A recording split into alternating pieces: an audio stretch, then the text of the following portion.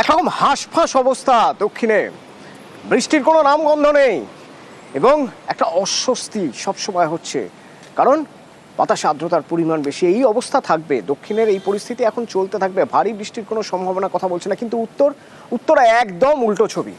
উত্তরে এক তো ভারী বৃষ্টি চলছে, তার সঙ্গে নাকি এই বৃষ্টি চলতেই থাকবে। বর্ষা ঢুকে গেছে উত্তরবঙ্গে। হাওয়া অফিস কি বলছে, উত্তরবঙ্গের কি অবস্থা হবে আগামী দিনে জানবো। বিশ্বজিৎ রয়েছে আমার সঙ্গে। বিশ্বজিৎ, দেখো, এই মুহূর্তে শুধু উত্তরবঙ্গ নয়, উত্তর পূর্ব ভারতের যে রাজ্যগুলি রয়েছে সেখানে প্রবল বৃষ্টি হচ্ছে।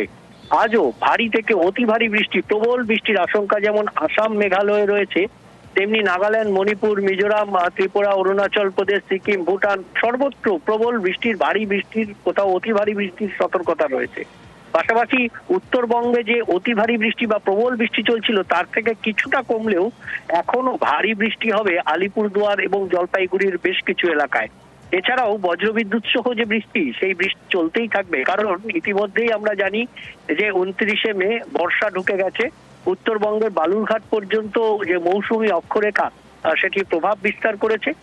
তার ফলে যে জলীয় বাষ্প সেটা উত্তরবঙ্গে থাকবে এবং সেই কারণেই বিক্ষিপ্তভাবে বৃষ্টি কিন্তু উত্তরবঙ্গে চলতেই থাকবে। কিন্তু এই যে ভারী বৃষ্টির কথা বিশ্বজিৎ বলছিল, এই বৃষ্টি পুরো উত্তর পূর্ব জুড়ে রয়েছে। ওদিকে ভুটান পাহাড়ে বৃষ্টি হচ্ছে, তার ফলে যেটা হয়েছে ওদিকে উত্তর সিকিমে তো বেশ কিছু পর্যটক আটকে পড়েইছেন। তার সঙ্গে তিস্তা ফুঁসছে, তিস্তার সেই মারাত্মক রূপ, ভয়াল রূপ, যে রূপ বর্ষায় দেখা যায়। বর্ষার শুরুতেই মৌসুমী বায়ু প্রবেশের সঙ্গে সঙ্গে সেই ভয়াল রূপ তিস্তার, ভাবুন একবার। আর এই ভয়ঙ্কর রূপ, ভয়াল রূপ তিস্তার, কিন্তু তাতেও অকুতভয় কিছু মানুষ। পেটের দায় আসলে বড় দায়। আর তারা দেখুন, এই যে নামছেন দড়ি দিয়ে, এরা যে নামছেন, এরা কি করতে নামছেন? এরা কি বিপর্যয় মোকাবিলা দলের কেউ? এরা কারো প্রাণ বাঁচাতে নামছেন? নিজেদের প্রাণ বাঁচাতে নামছেন না, এরা নামছেন উপর থেকে তিস্তা ভাসিয়ে নিয়ে আসছে কাঠ। সেই কাঠের এখন আর কোনো দাবিদার নেই। তো সেই কাঠগুলো যদি তোলা যায়, একেবারে প্রাণের ঝুঁকি নিয়ে, লাইফ রিস্ক, এইভাবে যে কোনো মুহূর্তে বড় বিপদ ঘটে যেতে পারে, একদম ভেসে চলে যেতে পারে তিস্তার সঙ্গে। কিন্তু তাতে কি, তার আগে যদি অন্তত কিছুটা রোজগার করা যায়। এইভাবে রেল ব্রিজ থেকে ঝুলে ঝুলে নেমে কাঠ নিয়ে যাচ্ছে এরা। কতজন, কিভাবে এরা কাজ করে, কেউ কোনো ব্যবস্থা নেয় না। শান্তনু রয়েছে সরাসরি আমার সঙ্গে। শান্তনু, এই কাঠ যে বিক্রি করেন, কাঠ তুলে নিয়ে এসে কত টাকা পান, যার জন্য এরকম জীবনবাজি? দেখো বর্ষার এই মুহূর্তগুলোতে কিন্তু দেখা যায় এই প্রবণতা লক্ষ্য করা যায় তিস্তা নদীর যে সংলগ্ন যে ব্রিজ রয়েছে, সেতু রয়েছে, রেল সেতু রয়েছে সেই এলাকাতে, এবং প্রতি বছরই কিন্তু এই প্রবণতা দেখা যায়। প্রশাসন থেকে নিষেধাজ্ঞা জারি করা হয় এবং কি রেলের তরফ থেকেও কিন্তু নিষেধাজ্ঞা রয়েছে ব্রিজে ওঠার, কিন্তু তারা মানেন না।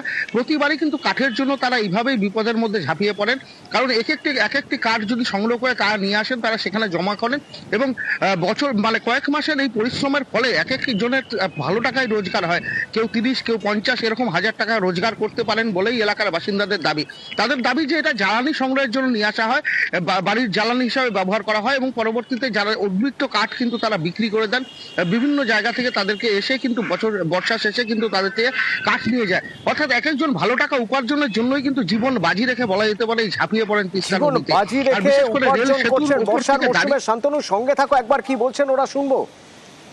এখানে কি কোনো রকম নিষেধাজ্ঞা রয়েছে এই লাকড়ি ভেবে তোলার? নিষেধ আছে তো, এই ব্রিজে যাওয়া আসা করাই নিষেধ। মানুষ ছেলে মানুষ দেখে পুরাতালি ধাওয়া দেয়, তো বেআইনি। এখন তারা যদি না মানে।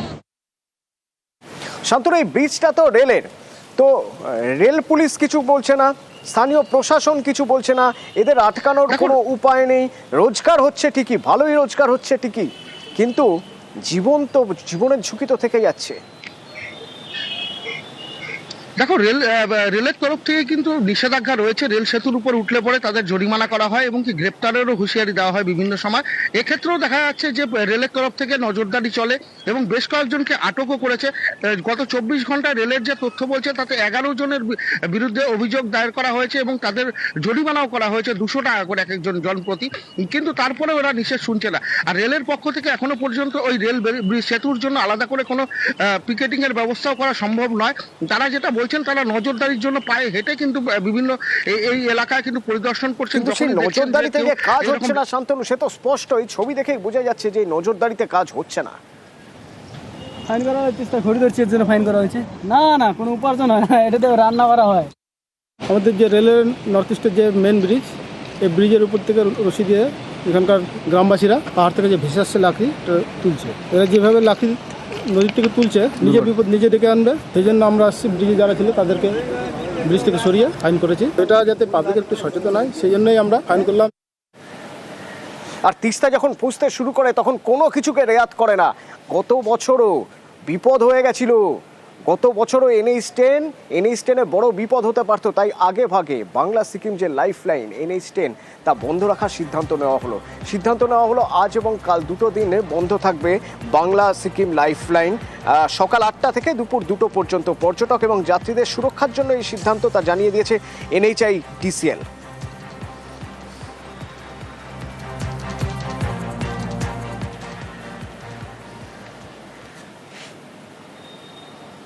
আর উত্তর সিকিমের কি অবস্থা, মঙ্গনের কি অবস্থা ফিদাংয়ে, ফিদাংয়ের সেই সেতু তো ক্ষতিগ্রস্ত হয়েছে ভয়ানকভাবে। পার্থপ্রতিম রয়েছে সরাসরি আমার সঙ্গে। কি অবস্থা পার্থপ্রতিম?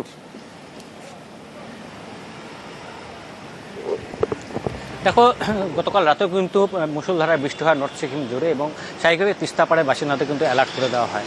এবং আজ সকাল থেকে বৃষ্টি খানিকটা কমেছে, এবং গতকাল যেমনটা নর্থ সিকিমের পুলিশ সুপার আমাদের জানিয়েছিলেন যে একটা রাস্তা আপাতত খুলে দেওয়া হচ্ছে, এবং BRO বর্ডার অর্গানাইজেশনের জওয়ানরা তারা গত দুদিন ধরে টানা বৃষ্টিকে উপেক্ষা করেও কিন্তু রাস্তা সারার কাজ করে ধস সারিয়ে রাস্তা স্বাভাবিক ছন্দে ফেরানোর চেষ্টা করেছিল, এবং সেই মতো রাস্তা খুলেছে এবং ফিডাং হয়ে কিন্তু গাড়ি নামতে শুরু করেছে। যারা যে সমস্ত পর্যটক আটকে পড়েছিলেন লাচুংয়ে, সেই সব পর্যটকদের, দেশ বিদেশের পর্যটকদের ধাপে ধাপে কিন্তু নামিয়ে আনা হচ্ছে গ্যাংটকে, এবং কিছু সকাল থেকে প্রক্রিয়া শুরু হয়েছে। কিছুক্ষণের মধ্যে গ্যাংটকে পর্যটকরা পৌঁছে যাবে, এবং পর্যটকরা স্বাভাবিকভাবে স্বস্তির নিঃশ্বাস ফেলছে, কারণ প্রায় 3-4 দিন তারা আটকে পড়েছিল এই প্রবল বৃষ্টি এবং ধসের জেরে নর্থ সিকিম বেড়াতে এসে।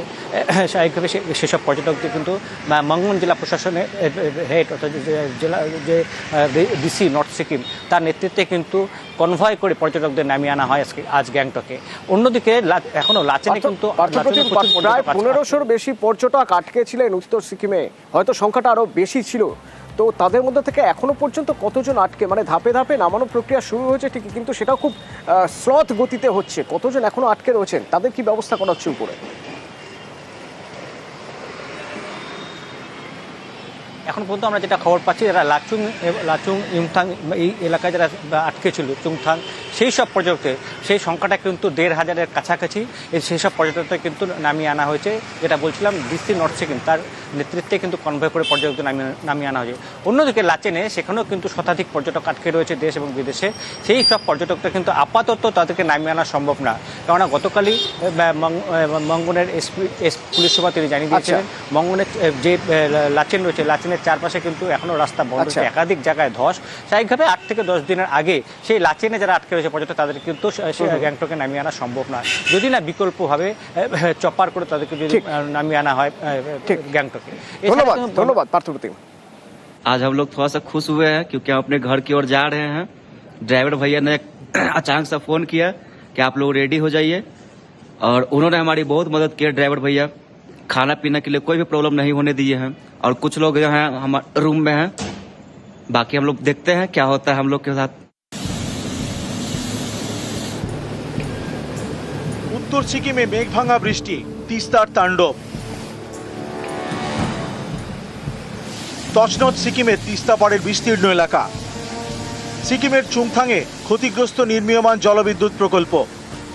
এর আগে 2023 সালের অক্টোবরে তিস্তার ভয়ঙ্কর রূপ দেখেছিল সিকিম। জলের তোড়ে ভেঙে যায় এই জলবিদ্যুৎ প্রকল্পের বাঁধ। তারপর ফের জলবিদ্যুৎ প্রকল্প নির্মাণের কাজ শুরু হয়। এর মাঝেই ফের মেঘভাঙা বৃষ্টিতে বিপত্তি।